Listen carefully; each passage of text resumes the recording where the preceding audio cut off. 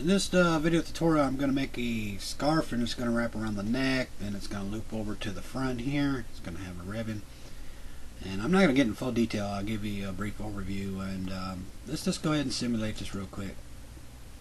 Kind of see what you're going to get right here. Just right click, double-sided on. Okay, this is kind of how it kind of looks. And let's go ahead and select this, rearrange all patterns here. Okay, and let's kind of take a look how this works here. Okay, if you look this back one here, it's this top one here, it's offset. As you can see, I got one end dipped down, and I sewed both the ends. Okay, this is what's going to wrap around the neck, and you need both ends sewed so it can hold itself up around the neck. Okay, now this is the piece that hung down right here, like the little tie right here, and we can't sew the end of that because we want this to drop to the ground.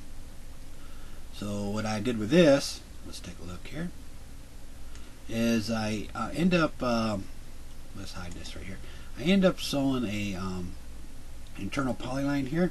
Okay, and let's see if I can see that on here. And that's that one right here. Okay, and what I did, let's turn around here. What I did, I end up sewing it to the end here. Okay, so this, when I sewed this helped it cling to the around where the neck, where it looped around, so it wouldn't fall to the floor. Okay, so a little demonstration, we'll simulate it with the avatar off, and you can kind of see it like that. Turn the avatar on. Alright, now there's all kinds of settings you can do. I'm kind of used to my scroll wheel not being, it seems like it's all backwards, but there's all kinds of settings you can do. I mean, if you want to select an edge here, and let's hide all this stuff up here, and we're going to turn on the elastic here, turn it to true, and move these sliders, and you can do kinds of any things that you want to do with it, make it a little bit more real. You can also hold the Q key down, and you can also move the material up in this direction here and slide it around like that. Now be very gentle with it, because if you pull too hard, you'll end up pulling it right through. Q key, and I'll drag this down a little bit here. Let's pull it off to the side and just let it wobble down. If you just drag real slow, you'll be alright. Let me drag this up just a little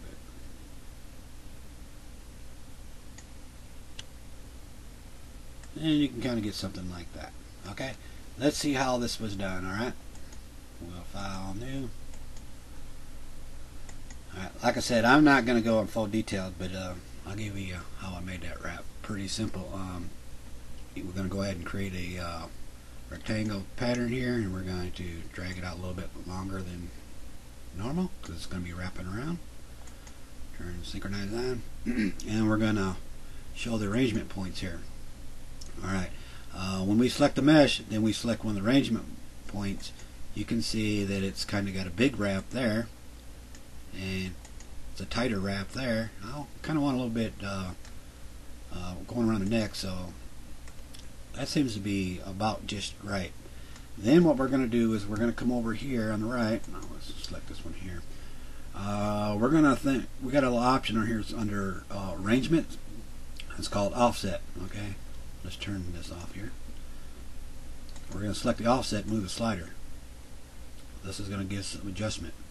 When it gets close here, you can see that they're touching end to end. If I wanted to offset it, we'll just drag this one down just a little bit like that.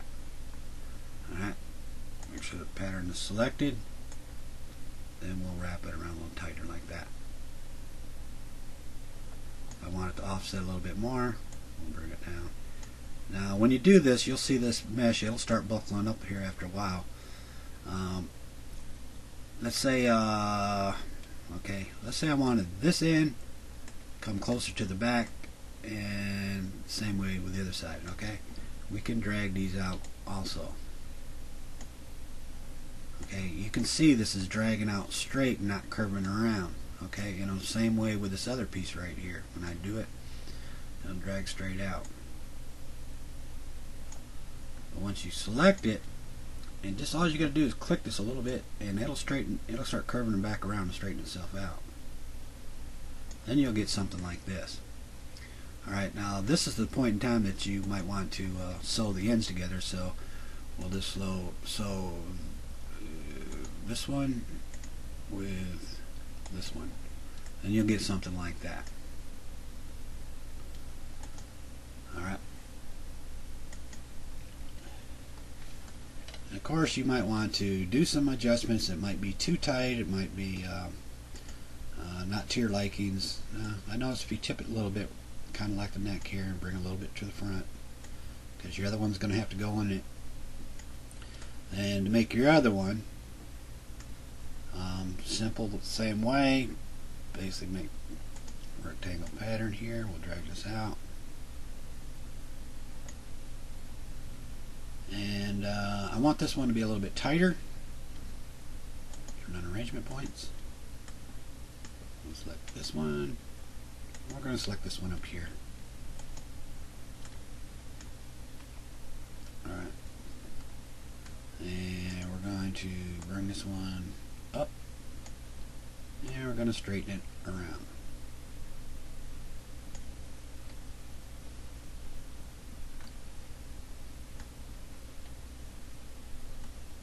Alright. We're going to select this one. Let's go ahead and select this other one here, and we'll offset that just a little bit.